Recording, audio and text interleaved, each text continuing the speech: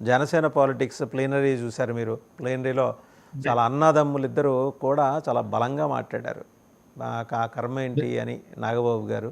ఈయనేమో నిలబడ్డాం నిలబెట్టాం, తెలుగుదేశం చాలా రగిలిపోతుంది, 40 ఏళ్ల పార్టీని మీరు వచ్చి నిలబెట్టడం ఏంటని. ఇన్ఫ్యాక్ట్ ఆయన చేసిన సాయం మనం మర్చిపోలేందే. ఆ రోజు వీధుల్లోకి రావడానికి కూడా తెలుగుదేశం క్యాడర్స్ వెనకాడినప్పుడు పవన్ కళ్యాణ్ జైలుకి వెళ్ళి చంద్రబాబు గారిని కలిశారు. ఒక మోరల్ సపోర్ట్ ఇవ్వటంతో మొత్తం గ్యానర్ అయింది. మీకు గుర్తుండే ఉంటుంది, బెజవాడలో అచ్చెన్నాయుడు గారు ఒక కాల్ ఇస్తే, చంద్రబాబు నాయుడు గారు అరెస్ట్ అయినప్పుడు ఒక కాల్ ఇస్తే టెలికాన్ఫరెన్స్లో ఆయన వేడుకున్నారు, అయ్యా జైలు దాకా రండి అంటే మేము రామని చెప్పేసి చాలామంది ఆయన, అది లీక్ అయింది, ఆడియో లీక్ అయింది. అలాంటి పరిస్థితుల నుంచి ఒక ఆత్మస్థైర్యం అయితే పవన్ కళ్యాణ్ ఇచ్చారు.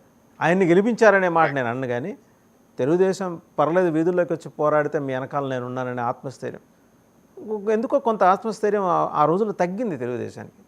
ఈయన వచ్చి నిలబడ్డారు. అంతవరకు అయితే ఎవరు డినై చేయలేరు. బహుశా దాన్ని ఉద్దేశించి మనసులో పెట్టుకొని అన్నారా పవన్ కళ్యాణ్ గారు, నిలబడ్డాం నిలబెట్టాం? నేను అనుకోవడం అంటే నేను ఎగ్జాక్ట్ స్టేట్మెంట్స్ నేను మొత్తం స్పీచ్ చూడలేదు, బట్ ఈ నిలబడ్డాం నిలబెట్టాం అనేది మాత్రం నేను దాన్ని మాత్రం తప్పుగా అసలే చూడట్లేదు. ఎందుకంటే మనం ఒక లైఫ్ లో ఒక లో పాయింట్ లో ఉన్నప్పుడు మనకు సపోర్ట్ ఇచ్చిన వాళ్ళని మనం మర్చిపోవద్దు. అంటే ఈ స్టేట్మెంట్ లో అసలు తప్పు చూడాల్సిన అవసరం అయితే నాకైతే అనిపించట్లేదు. ఎస్, వాళ్ళు నిలబడ్డారు, ఒక కూటమిని నిలబెట్టారు, పవర్ లోకి తీసుకొచ్చారు. We all should be happy about it. దాంట్లో మనం ఆ ప్లీనరీలో చేసిన స్టేట్మెంట్స్ ని భూతద్దంలో పెట్టి చూడాల్సిన అవసరం అయితే నాకైతే ఏమనిపించట్లేదు.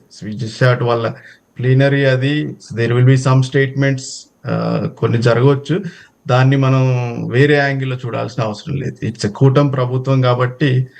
సో మన ప్రసాద్ గారు చెప్పినట్టు ఇది ఇద్దరి, వాళ్ళ అవసరం వీళ్ళకుంది, వీళ్ళ అవసరం వాళ్ళకుంది. So next 5 years the focus has to be on the state, how to build the state, how to improve the state. And what Pawan Kalyan is doing, it's a balancing act. ఎందుకంటే అతను తన పార్టీని కూడా బలోపేతం చేసుకోవాలి కాబట్టి, అట్ ద సేమ్ టైం మళ్ళీ ఇటుపక్క హర్ట్ చేయొద్దు. ఇప్పుడు చిన్న స్టేట్మెంట్ చేసినందుకు ఇంత కాంట్రవర్సీ అయింది. He has to build his party. So he will be making such statements. దాన్ని అంతగా చూడాల్సిన అవసరం లేదని నేను అనుకుంటున్నాను. రైట్. అంటే ఇంకోటి, అటుపక్క స్టాలిన్ మొదలెట్టిన హిందీ వ్యతిరేక ఉద్యమం వాళ్ళు మొదలెట్టమేంటి, మామూలుగా వాళ్ళ ఎజెండాలోనే ఉంటుంది, అది డిఎంకే ద్రవిడ పార్టీల ఎజెండాలోనే ఉంటుంది. అంటే ఎందుకని స్టాలిన్లో ఏమన్నా ఒక రకమైన జంకు వచ్చిందా? ఎక్కడో కన్సాలిడేట్ అవుతోంది హిందూ ఓటు. ఇప్పటిదాకా మనం బిగిస్తూ వచ్చిన ద్రవిడ పట్టు నుంచి జనం దూరం అయిపోయే పరిస్థితి కనిపిస్తోంది అని కొత్తగా హిందీ వ్యతిరేకంగా అది, దానికి కౌంటర్గా పవన్ కళ్యాణ్ గారు మాట్లాడారు. అదొక్కటే మాట్లాడాలి ఆయన.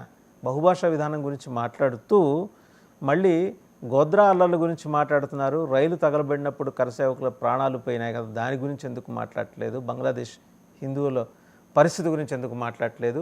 దేశ విభజనప్పుడు పాకిస్తాన్లో 12% ఉన్న హిందువులు 1%కి పడిపోవటం గురించి ఎందుకు మాట్లాడట్లేదని ప్రశ్నించారు. Very valid questions. అంటే డెఫినెట్ గా ఆ వాదన వినిపించడానికి సౌత్ ఇండియాలో we need a voice. I'm very glad that Pawan has become that voice. I fully support, what is question చేయాలి. So we need that voice. అంటే ఇన్ని రోజులు ఎవరు లేరు. అంటే నౌ ప్రసాద్ గారు చెప్పినట్టు మరి స్క్రిప్ట్ మరి ఎక్కడి నుంచి వస్తుంది, బీజేపీ ఇస్తుందా లేకపోతే పవన్ ఓన్ గా తన భావజాలమా అతంది అనేది